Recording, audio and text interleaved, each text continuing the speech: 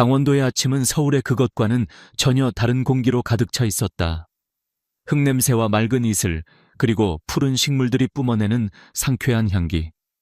손가람은 이른 아침부터 자신의 스마트팜 안에서 태블릿 PC로 온실의 온도와 습도를 점검하며 하루를 시작했다. 그녀는 농부였다. 하지만 그녀는 낡은 밀짚 모자를 쓰고 호미로 밭을 가는 그런 평범한 농부가 아니었다. 그녀는 대한민국 최고의 명문대학에서 농업생명과학을 전공하고 모두의 기대를 뒤로 한 채 자신의 고향인 이곳 강원도로 돌아왔다. 그리고 그녀는 자신의 모든 지식과 열정을 쏟아부어 정보통신 기술을 이용해 최적의 생육 환경을 제어하는 대한민국 최고의 유기농 스마트팜을 만들어냈다. 그녀의 농장에서 자란 딸기와 토마토는 서울의 최고급 백화점에 납품되고 있었다.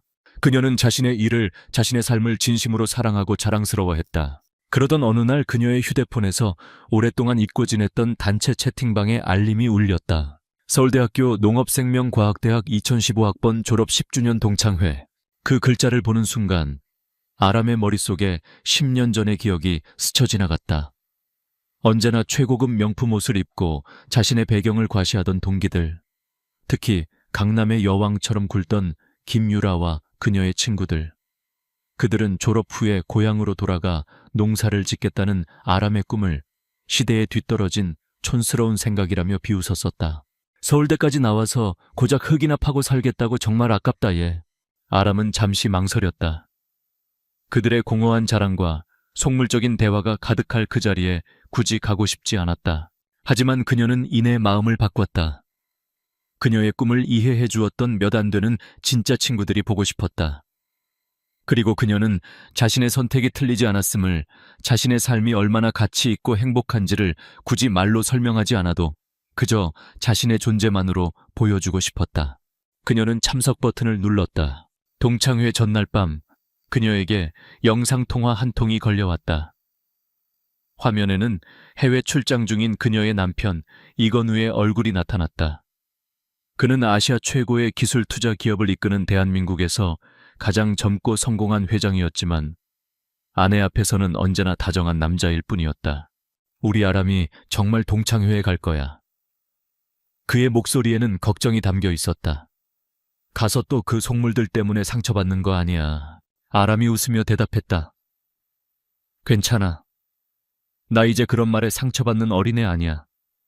그냥 친구들 얼굴 보러 가는 건데 뭐. 그리고 나 내일이 얼마나 자랑스러운데. 그녀의 자신감 넘치는 모습에 건우 역시 미소를 지었다. 알았어. 하지만 만약에라도 조금이라도 기분 나쁜 일이 생기거나 지루해지면 바로 나한테 전화해. 에이, 당신 지금 지구 반대편에 있으면서 어떻게 하려고. 걱정 마. 내가 무슨 수를 써서라도 당신 데리러 갈 테니까. 모든 걸 멈추고서라도 바로 날아갈게. 약속해. 그의 진지한 목소리에 아람은 행복한 웃음을 터뜨렸다. 그녀는 남편의 그 허무맹랑해 보이는 약속이 세상 그 어떤 말보다도 든든하게 느껴졌다. 동창회 당일, 아람은 서울로 향하는 기차에 몸을 실었다. 창밖의 풍경이 푸른 산과 들에서 잿빛의 빌딩 숲으로 바뀌어갔다. 그녀는 강남의 약속 장소 최고급 호텔의 루프탑 바 앞에 섰다. 그녀의 옷차림은 화려한 명품으로 치장한 다른 동창들 사이에서 유독 소박해 보였다. 그녀는 잠시 숨을 한번 깊게 들이쉬었다. 그리고 자신의 어깨를, 자신의 삶을 당당하게 활짝 폈다. 그녀는 당당한 걸음으로 자신의 과거를, 그리고 곧 닥쳐올 잔인한 현실을 마주하기 위해 파티장 안으로 들어섰다. 그녀는 아직 알지 못했다. 자신을 구해줄 기사가 정말로 하늘에서 내려올 준비를 하고 있다는 사실을. 손가람이 강남의 최고급 호텔 루프탑 바의 문을 열고 들어서는 순간 그녀는 완전히 다른 세계에 발을 들인 것 같았다. 화려한 샹들리에와 서울의 야경이 한눈에 내려다 보이는 통유리창, 그리고 값비싼 향수와 샴페인 냄새가 뒤섞인 공기. 그곳은 그녀가 매일 아침 마주하는 강원도의 맑은 공기와는 전혀 다른 인간의 허영과 욕망으로 가득 찬 공간이었다. 사람들은 작은 무리를 지어 서로의 성공을 과시하기 바빴다. 그들의 대화 주제는 새로 뽑은 외제차 강남의 아파트, 그리고 유럽 여행 이야기뿐이었다. 아람은 잠시 어색하게 서 있다가 구석에서 자신을 발견하고 손을 흔드는 친구 민지와 혜진을 발견했다. 그녀는 안도하며 그들 쪽으로 걸어갔다. 아람아, 진짜 왔구나. 보고 싶었어.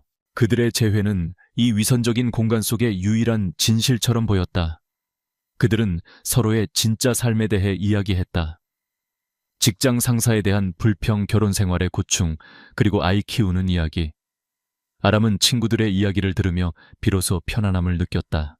넌 어때? 강원도 생활은 힘들지 않아? 힘들긴. 재밌어. 내가 직접 키운 작물들이 내 손으로 만든 브랜드로 서울 최고의 백화점에 들어가는 걸 보면 얼마나 뿌듯한데. 아람이 자부심 가득한 목소리로 말했다. 바로 그때 파티장의 모든 시선이 입구로 향했다. 그들의 여왕 김유라가 등장한 것이다. 그녀는 머리부터 발끝까지 누가 봐도 알 수 있는 명품 브랜드의 최신상으로 휘감고 있었다. 그녀의 등장은 이 허영의 경연대회에 화려한 정점을 찍는 듯했다. 사람들은 약속이라도 한 듯 그녀의 주위로 몰려들었다. 유라야, 역시 다르다. 이 가방 이번 시즌 한정판 아니야. 피부 좀 봐. 역시 청담동 사모님은 다르네. 유라는 그 모든 찬사를 여왕처럼 당연하게 즐기고 있었다. 잠시 후 그녀의 시선이 구석에 앉아있는 아람을 발견했다. 그녀는 자신의 무리를 이끌고 아람의 테이블로 다가왔다. 그녀의 얼굴에는 옛 친구를 만나는 반가움이 아닌 사냥감을 발견한 포식자의 미소가 걸려 있었다. 어머, 손가락 아니야. 너 정말 올 줄은 몰랐는데 대단하다. 여전하네 넌. 그녀는 아람의 소박한 옷차림을 위아래로 훑어보며 말했다. SNS에서 내 농장 사진 봤어. 참 소박하더라. 아기자기하고. 그녀의 말투에는 칭찬을 가장한 경멸이 담겨 있었다. 그녀의 친구들 역시 옆에서 비웃음을 흘리며 거들었다. 아람아, 거기서 혼자 지내면 심심하지 않아. 남자라도 좀 만나야지. 그 농장 돈은 좀 벌리니 그래도 우리 학과 수석 졸업생이었는데. 그들은 아람의 선택을 도시에서의 경쟁에서 밀려나 시골로 도망친 패배자의 삶으로 규정하고 있었다. 그들은 그녀의 자부심을 촌스러운 고집으로 깎아내리려 했다. 아람은 화가 치밀어 올랐지만 애써 평정심을 유지했다. 그녀는 이들과 다툴 필요가 없음을 알았다. 그녀는 그저 조용한 미소로 대답했다. 나는 내일이 즐거워. 너희야말로 서울의 팍팍한 생활이 힘들지 않니? 그녀의 그 평온한 태도에 김유라의 심기가 불편해졌다. 그녀는 자신이 이 게임의 승자임을 확실하게 증명하고 싶었다. 그녀는 동정심 가득한 표정을 지으며 아람의 어깨를 두드렸다. 아람아, 내가 똑똑한 애였는데 그렇게 재능을 썩히는 걸 보니 마음이 아프다. 너무 힘들어지면 나한테 연락해. 우리 남편이 아는 사람이 많으니까 서울에 번듯한 일자리 하나쯤은 알아봐 줄 수 있을 거야. 흙 파는 일보다는 낫지 않겠니? 그녀의 말에 주변의 친구들에게서 참지 못하는 웃음소리가 터져나왔다. 그들은 이제 그녀의 꿈을, 그녀의 자부심을 완전히 짓밟아버린 것이다. 아람은 더 이상 아무 말도 하지 않았다. 그녀는 그저 자신의 두 주먹을 테이블 밑에서 꽉 쥐고 있을 뿐이었다. 김유라의 동정심을 가장한 모욕적인 말에 주변의 친구들에게서 억지로 참는 듯한 웃음소리가 터져나왔다. 손가람의 곁에 앉아있던 친구 민지와 혜진이 보다 못해 자리에서 일어났다. 야, 김유라. 말이 너무 심한 거 아니야? 아람이가 뭘 어쨌다고 그래. 하지만 유라는 눈 하나 깜짝하지 않았다. 그녀는 자신의 친구들을 한심하다는 듯이 쳐다보며 말했다. 너희야말로 뭘 모르는 소리 하지 마. 우린 지금 현실에 대해 이야기하는 거잖아. 서울에서 좋은 직장을 다니고 좋은 사람 만나서 결혼하는 거. 그게 성공 아니야. 손가람은 우리 중에 공부를 제일 잘했어. 그런데 그 재능을 가지고 고작 시골에 가서 흙이나 파고 있잖아. 이건 재능 낭비라고. 그녀는 자신의 속물적인 가치관을 현실이라는 단어로 포장하고 있었다. 그때 침묵을 지키고 있던 아람이 친구들의 팔을 잡으며 그들을 다시 자리에 앉혔다. 그리고 그녀는 자리에서 일어나 김유라를 똑바로 쳐다보았다. 그녀의 목소리는 조용했지만 그 안에는 단단한 자부심이 담겨 있었다. 유라야, 네가 말하는 흙 파는 일이 어떤 일인지 내가 제대로 설명해 줄게. 그녀는 자신의 일에 대해 이야기하기 시작했다.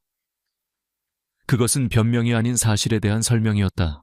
내 농장은 너희가 생각하는 그런 낡은 농장이 아니야. 그곳은 인공지능이 온도와 습도, 그리고 영양분을 제어하고 드론이 작물의 상태를 실시간으로 분석하는 최첨단 스마트팜이야. 나는 내 태블릿 PC 하나로 수천 평 농장의 모든 것을 관리하고 있지. 그녀의 설명에 유라와 친구들의 얼굴에 당혹감이 스쳐 지나갔다. 인공지능 드론 빅데이터. 그것은 그들이 이해할 수 없는 다른 세계의 언어였다. 아람은 말을 이었다. 그리고 내가 생산하는 유기농 딸기는 너희가 그렇게 자랑스러워하는 바로 이 강남의 최고급 백화점에서 가장 비싼 가격에 팔리고 있어. 아마 너희도 자신도 모르는 사이에 내가 키운 과일을 먹어봤을지도 모르지. 나는 단순히 농산물을 파는 게 아니야. 나는 대기업의 화학 비료와 농약에 의존하지 않는 지속 가능한 농업의 미래를 만들고 있어. 너희가 매일 입고 자랑하는 그 명품들처럼 몇 년 뒤면 사라져버릴 유행이 아니라 우리 모두의 미래를 위한 진짜 가치를 만들고 있단 말이야. 그녀의 연설은 조용했지만 그 어떤 고함보다도 강력한 힘이 있었다. 유라와 그녀의 친구들은 잠시 동안 아무 말도 하지 못했다. 그들은 자신들의 지식으로는 아람의 논리를 반박할 수가 없었다. 하지만 김유라는 이 지적인 논쟁에서 패배했음을 인정하고 싶지 않았다. 그녀는 다시 가장 원초적이고 잔인한 무기를 꺼내들었다. 바로 외적인 비하였다. 그녀는 코웃음을 쳤다. 와, 연설 한번 대단하네. 네가 아무리 그렇게 떠들어봤자 달라지는 건 없어. 그녀는 아람의 소박한 옷차림과 햇볕에 그을린 건강한 피부를 노골적으로 훑어보았다. 결국 너는 싸구려 옷을 입고 헛간 같은 집으로 돌아가는 촌뜨기 농부일 뿐이야. 우리를 봐. 이게 성공이야. 이게 현실이라고. 그녀는 자신의 명품 가방과 다이아 시계를 가리키며 말했다. 그리고 창밖의 화려한 강남의 야경을 가리켰다. 그녀는 모든 논쟁을 다시 가장 원초적인 보여지는 거니의 문제로 되돌려 놓았다. 그 마지막 모욕의 아람은 더 이상 아무 말도 하지 않았다. 그녀는 깨달았다. 가치관이 다른 사람과는 더 이상 어떤 대화도 무의미하다는 것을. 주변에서 다시 비웃음 소리가 터져 나오기 시작했다. 아람은 완벽하게 고립되었다. 그녀의 자부심과 그녀의 인생 전체가 그들의 물질적인 가치관 앞에서 아무것도 아닌 것으로 치부되는 순간이었다. 바로 그때였다. 두두두두두. 아주 낮은 그러나 심장을 울리는 육중한 굉음이 어디선가 들려오기 시작했다. 소리는 점점 더 커졌고 루프탑 바의 유리창이 미세하게 떨리기 시작했다. 사람들은 모두 무슨 일이냐는 듯 술렁이며 창밖을 내다보았다. 굉음의 정체는 하늘에서 내려오고 있었다. 김유라의 마지막 모욕적인 말이 조롱 섞인 웃음소리와 함께 루프탑 바의 공기 속에 울려 퍼지고 있었다. 손가락은 더 이상 아무런 대꾸도 하지 않은 채 그저 고개를 숙이고 있었다. 그녀가 완벽하게 패배한 것처럼 보였다. 바로 그때 그 육중한 굉음이 시작되었다. 두두두두두. 처음에는 아주 멀리서 들려오는 듯했던 소리는 순식간에 하늘 전체를 뒤흔드는 거대한 굉음이 되어 그들이 있는 루프탑 바로 다가왔다. 시끄러운 파티 음악 소리가 그 굉음에 묻혀버릴 정도였다. 유리창과 와인잔들이 미세하게 그러나 분명하게 떨리기 시작했다. 뭐야 무슨 소리야? 밭에 모여있던 모든 사람들이 술렁이며 창밖을 내다보았다. 그리고 그들은 보고도 믿을 수 없는 광경을 마주했다. 그들이 있던 호텔 바로 옆 거대한 경기장의 상공 위로 거대한 검은색 헬리콥터 한 대가 천천히 하강하고 있었다. 그것은 뉴스에서나 보던 경찰이나 방송국의 헬리콥터가 아니었다. 그것은 영화에나 나올 법한 유선형의 디자인을 한 최고급 기종의 개인 전용 헬리콥터였다. 세상에, 저게 누구야? 이 호텔에 저런 거물이 오는 행사가 있었나? 모든 동창들이 창가로 몰려들어 경의와 흥분에 가득 찬 눈으로 그 광경을 지켜보았다. 김유라와 그녀의 친구들 역시 자신들의 초라한 명품 자랑은 모두 잊은 채 휴대폰을 꺼내들어 사진을 찍기 시작했다. 마침내 헬리콥터가 경기장 중앙에 부드럽게 착륙했다. 잠시 후 헬기의 문이 열리고 한 남자가 모습을 드러냈다. 멀리서 보아도 그의 실루엣에서는 평범한 사람과는 비교도 할 수 없는 자신감과 권위가 느껴졌다. 그가 불빛 속으로 걸어 나오자 누군가 소리쳤다. 이건우 회장이잖아. 그 이름이 들리는 순간 파티장은 다시 한번 술렁였다. 이건우. 아시아 최고의 기술기업 넥젠테크의 신화적인 창업주. 자수성가한 젊은 천재. 언론 노출을 극도로 꺼려 그 얼굴조차 보기 힘들다는 대한민국에서 가장 부유하고 또 가장 신비로운 남자. 그가 왜 지금 여기에 나타난 것인가? 김유라는 심장이 터질 것처럼 뛰었다. 그녀는 어떻게든 이건우 회장과 눈이라도 한번 마주쳐 보려는 듯 필사적으로 창가에 매달렸다. 하지만 이건우 회장은 호텔 입구 쪽으로는 눈길 한번 주지 않았다. 그는 헬리콥터 옆에 서서 고개를 들어 이쪽 루프탑 바를 올려다보았다. 그는 창가에 모여있는 수많은 얼굴들 사이에서 누군가를 찾고 있는 듯했다. 마침내 그의 시선이 창가 구석에 서 있던 한 사람 손가락에게 닿았다. 그의 얼굴에 아주 따뜻하고 다정한 미소가 떠올랐다. 그는 두 손을 입가에 모았다. 그리고 그는 아직 잦아들지 않은 헬리콥터의 프로펠러 소리를 뚫고 사랑하는 아내를 부르듯 다정하고도 조금은 꾸짖는 듯한 목소리로 하늘을 향해 외쳤다. 아람아. 그의 목소리가 루프탑바 전체에 울려 퍼졌다. 이제 집에 가자. 내일 아침에 일본 딸기 농장 시찰 가야 하는 거 잊었어. 늦으면 안 된단 말이야. 그 외침이 끝나는 순간 루프탑바 안의 모든 공기가 시간이 세상이 완전히 멈춰버렸다. 수십 명의 사람들이 약속이라도 한 듯 천천히 아주 천천히 고개를 돌려 파티의 가장 구석진 곳에 서 있던 한 사람. 그들이 방금 전까지 촌뜨기 농부라고 비웃고 조롱했던 손가람을 바라보았다. 아람아, 집에 가자. 일본 딸기 농장. 그 단어들이 그들의 머릿속에서 믿을 수 없는 하나의 문장으로 조합되고 있었다. 김유라의 입이 멍하니 벌어졌다. 그녀의 손에서 수천만 원짜리 명품백이 힘없이 바닥으로 떨어졌다. 그녀가 평생을 바쳐 쌓아 올렸던 허영의 성이, 그녀가 그토록 경멸했던 한 시골뜨기의 남편이 하늘에서 내려와 외친 그 다정한 한마디에 완벽하게 그리고 비참하게 무너져 내리고 있었다. 루프탑 바의 모든 공기는 마치 시간이 멈춘 것처럼 그 자리에 얼어붙어 있었다.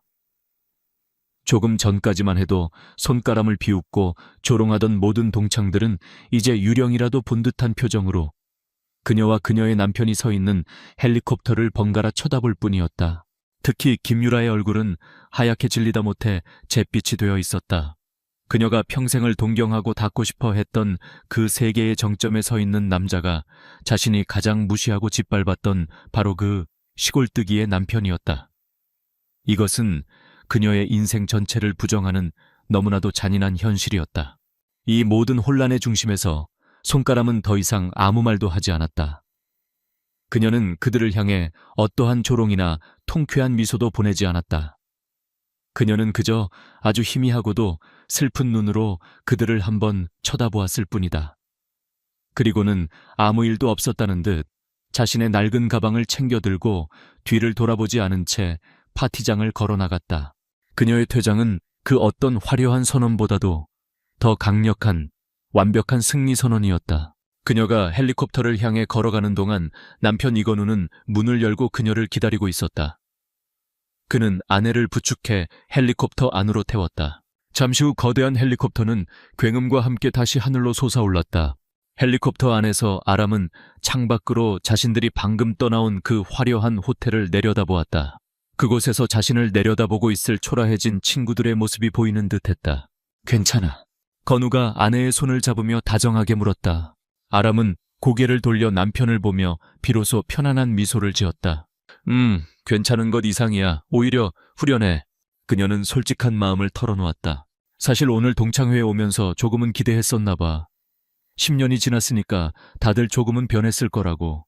더 성숙하고 더 깊어졌을 거라고. 하지만 그들은 그대로였어. 10년 전 그 좁은 교실 안에서 서로를 비교하고 깎아내리던 철없는 아이들 그대로. 건우는 아내의 머리를 부드럽게 쓰다듬어 주었다. 내가 당신을 왜 사랑하는지 알아? 그가 물었다. 그는 창밖의 화려한 도시 야경을 가리켰다. 저 아래 사람들은 저 반짝이는 불빛들을 더 비싼 차를, 더 넓은 아파트를 성공이라고 불러. 하지만 그건 성공이 아니야. 그건 그저 끝없는 소비와 경쟁일 뿐이지. 그의 시선이 다시 아내를 향했다. 하지만 당신은 달라. 당신은 저들과는 다른 종류의 수학을 하고 있어. 당신은 흙 속에서 우리의 미래를 키워내고 있잖아. 지속 가능한 농업 안전한 먹거리. 그것이야말로 이 세상을 정말로 풍요롭게 만드는 진짜 가치 있는 일이야. 나는 돈이나 명예를 쫓는 여자가 아닌 자신의 신념과 열정으로 세상을 더 나은 곳으로 만들려는 당신의 그 위대함을 사랑한 거야. 그의 말에 아람의 눈에 눈물이 고였다. 그녀는 깨달았다. 그녀의 남편은 그녀가 농부임에도 불구하고 그녀를 사랑한 것이 아니었다. 그는 그녀가 바로 그 농부이기 때문에 그녀를 사랑하고 존중했던 것이다. 헬리콥터는 서울의 야경 위를 날아 강원도의 푸른 산을 향해 나아가고 있었다. 아람은 창밖에 반짝이는 불빛들을 내려다보았다. 그녀는 더 이상 저 화려한 세계에 대한 어떠한 미련이나 상처도 느끼지 않았다. 그녀는 오늘 동창회에서 아주 다른 종류의 수학을 했다. 그녀는 잃어버린 우정을 되찾지는 못했다. 하지만 대신 자신의 삶과 자신의 선택이 얼마나 가치 있고 자랑스러운 것인지를 다시 한번 깨달았다. 그리고 자신의 그 가치를 알아봐주는 세상 최고의 남자가 자신의 곁에 있다는 사실을 확인했다. 그녀는 남편의 어깨에 조용히 머리를 기댔다. 그녀의 마음은 그녀의 농장에서 갓 수확한 과일처럼 충만하고 평화로웠다. 그것이야말로 돈으로는 결코 살 수 없는 그녀 인생의 가장 진정한 풍요였다.